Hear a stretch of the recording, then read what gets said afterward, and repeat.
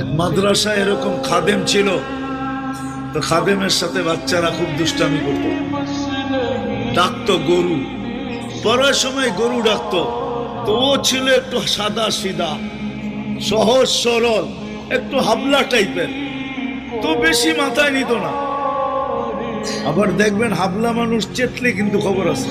তো একদিন বৃষ্টি হইতেছিল প্রচন্ড, এর দায়িত্ব ছিল ছেলেদেরকে খানা পরিবেশন করা।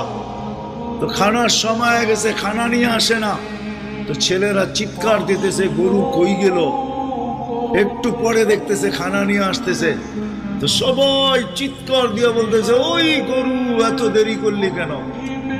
বাস সরল সহজ তো লেগে গেছে মাথায়। মোতামিম সাহেবের কাছে যা বলতেছে চাকরি করব না। কেন? বাড়ি মাদ্রাসায় যেটি পালেন এটি সব দেয়া দাও। সবসময় গরু বলে শোয়া গেছি, আজকেও গরু বলতেছি।